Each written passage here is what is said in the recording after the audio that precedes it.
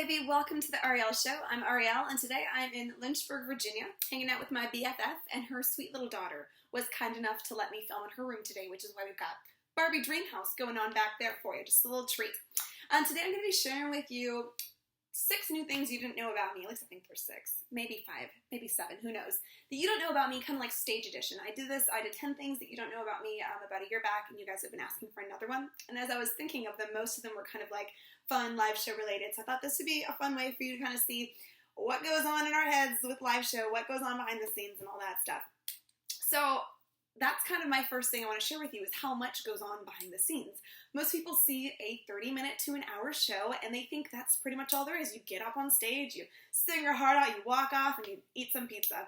You guys, it is not like that at all. That's okay, I don't mind. I would say probably one of my favorite parts is that 30 to 60 minutes on stage, but there is so much more. Generally, there's a 4-hour to 12-hour drive that we have made proceeding there. We get in the venue around 3, and then we do the load-in, we sound check our gear, we have to set up our merch, and then we have to do like vocal warm-ups, we have to do our hair. That takes forever. In our band, hair takes a long freaking time, you know what I'm saying?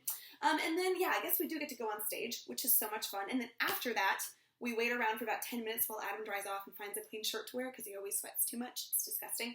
And then we get to do our meet and greet, which is really probably the most rewarding part of the whole night. That's when you get to look everyone in the eye and have like real human interactions with everyone, as opposed to just like being on a stage where there's like sometimes like a literal barrier and security and everything. It's just so much more intimate when you can hear people's stories, and I know I really enjoy that part of the night, and all my guys do too.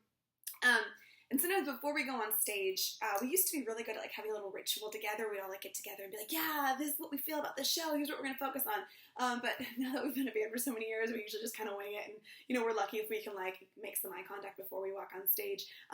Generally, if we don't hang out together before the show, we can play the whole show and kind of forget that we're all up on stage with each other. And so I've had to kind of intentionally connect with my guys on stage, and so there's been certain parts of different songs where I'm like, this is my moment to go mess with this guy, and here I'm going to go put my arm around this guy, because that way we can have a little bit more fun together. Otherwise, you can get so lost in your own head and what you're doing, the audience connection, that you just forget that you're up there with like your 3 BFFs. You know what I'm saying?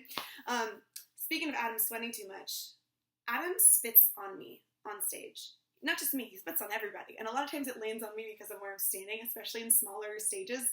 And we've played some really small stages. I mean, we've played the floor, and where they like shove you into a little corner of a bar somewhere. And he's told me that a lot of times, since I wear like those bigger voluminous skirts, that he will just spit randomly and it will land on my clothes, which I have handmade lovingly. And he spits on them. He also spits all over his cymbals. And so you'll see like he's got a Pisces endorsement, which is awesome. And he needs to get new ones all the time because they're like all rusted out and tarnished and gross and green, because his sweat drips all over them and he like ruins his drum kit in between the sweat and the spit. Gross. You guys want another gross one to do with spit? Dude, check this out. When I was in Nashville, we were on the Warped Tour date in Nashville this past summer. I freaking like had a cold or something. And as I often do, sometimes you have to like, you know, spit up your junk on stage so you can sing better. And I did that, and I was headbanging, and it freaking landed on my leg. Like, bam, right there. It was disgusting. Like, snot landing on my leg that I just spit out. And I have to like discreetly try to wipe it off and make it look like it's a rock and roll move. Just BA. I just do this all the time, guys. It's super natural. No big deal. I also wanted to kind of mention that this idea that I know a lot of you guys want to be musicians, which is great. I totally believe in you. I think you should go for it. Playing live shows is so wonderful, but I will kind of share that it's not always as magical as you think it is, and it's up to me to make it magical, and it's up to the guys in my band to make their own show magical. Sometimes when you're tired, like just like in everyday life, you have on days and off days, and I wish I was so magical that I could like turn on the switch and always feel the energy of a live show. Usually I can, but there's some days where you're sick, you're tired, you're worn out, and you have to kind of push yourself to be present, to remain present on stage. And even if you are in a good place and you're ready to take the stage, you're ready to do the show, those of you who are musicians know that if you have a bad mix, it is so hard to be present, to be focused, because you're so distracted by the fact that your mix is bad. So for those of you who aren't musicians, your mix is basically the mixture of the instruments, the sound that's coming through either the speakers on the floor, the amps behind you, or else your in-ears, if you're lucky enough to get in-ears, which I highly recommend. They changed my life. Sometimes though you have a crappy sound check, or you swear the sound check sounded good, and then when you actually get up live on stage with people in the audience, your mix sucks. And the reason that this is so distracting is because you can't do a good job. Like for me, if all I can hear is drums and no vocals, I feel like I'm singing blind. Like I have no idea if I'm on key. I have no idea if I'm sounding good. I have no idea if I'm pushing too hard. And these are things that you have to like learn how to deal with, and they can be very distracting. For those of you that are musicians and, you know, maybe you're having a night where your mix is totally sucking, I would totally encourage you to kind of mentally be like, oh crap, this sucks. I'm really disappointed that I'm going to have to play a 90-minute set and not be able to hear myself or just be able to hear bass or whatever.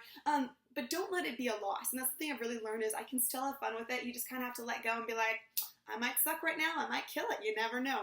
But what's so cool is that even if you're feeling it or if you're not, generally my experience has been that your audience is just cool, loving, forgiving. They'll clap for you anyway. They'll come up to you afterwards and tell you that they enjoyed it anyway.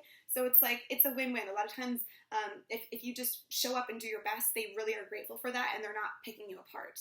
And I will say that a lot of younger musicians have come to me, just, you know, live, Warped Tour and stuff like that, and been like, dude, how do I get up the confidence to be on stage? You know, they want to play live shows, but they don't feel like they have that confidence. You guys, people are rooting for you. The audience is made up of people that love you, that want you to succeed, that want you to not screw up. They want you to give them a great show. And I always like to remember that our audience is there because they want to see us, and they're there because they like us. And even if you're playing to an audience that has never heard of you before and maybe you think they're like totally judgmental, just because they're standing there and not engaging doesn't mean that they're not completely mind blown by your amazing talent. Think about, as a culture today, how slaves we kind of are to entertainment. I know when I watch TV, I'm not really watching my body language or my face to see how I'm laughing or responding to the people on TV. I'm just like in my zone. You know, you're zoned out and you're not really aware of how you look. And I think a lot of times audience members can kind of be the same way, where they're just watching, they're just taking it in. And audience members don't realize that when you're on stage, you see their engagement. So for those of you who are audience members, I've learned as an audience member that I can totally give love to the artist on stage by smiling at them, by being engaged with them. And you can kind of, you know, give some love, encourage your favorite artist. And that's why, you know, as like all your favorite rock stars are always like, you know, let me see your hands. I can't hear you. Like, you're trying to kind of create that momentum, and that can be a really powerful thing. One thing that I love to do on stage is give love through eye contact. Eye contact is like my favorite thing. I think it started maybe because I wanted to feel everyone, I want to make everyone feel just like loved and welcome. And mostly I wanted everyone to feel seen. And this is something that I continue to do, you know, several years now of playing live shows. It is my mission to at least make everyone feel like I have given them my eyes, you know, my love, letting you know I see you, I love you, thank you for being here.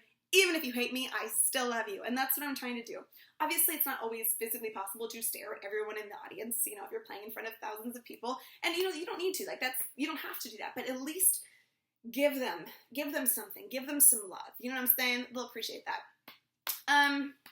Let me see. I think wrapping up here, I just was going to share. This is like a goofy one, but I have the hardest time playing a show without my boxes.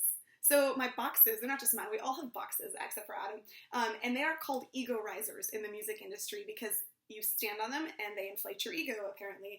And I am so dependent on these things, and I have a little nervous freak out moment every time that I go on stage and find that the boxes were forgotten and like we forgot to set them up that night, or sometimes there's not room on the stage. But those freaking, what I have is I have one ego riser like all the other boys do, and then I've got a step. And you guys, this step in my little riser, this is like my home base for the whole show. And when I don't have it, I am so distracted. And I'm like, you know, it's like when you don't have your favorite tool. Like, you grow dependent on something. When you don't have it around, you're like, oh crap. But for me, it's like actually kind of a necessity, because I use the box and the step to plant myself and to sing better. Like on the higher parts of choruses, I lean into it, and that somehow helps me get my voice out better than just standing flat does. So if you vocalists out there can try that, even try singing kind of loudly on a staircase, put one step up above the other, and see if that helps you kind of like push your voice out in a healthy way, not like where you're like, you know, turn up your vocals. You know what I'm saying? Okay, so I hope that was fun for you guys, whether you want to be musicians or not. It's hopefully just fun for you to kind of see behind the scenes what goes on in our heads when we're on stage. Thank you to all of you who have come seen us, and for those of you that have not, we are sorry if we have not come to your city. We are working on it. We love touring. We love getting to interact with you guys. So hopefully we can do another show with you guys soon. Love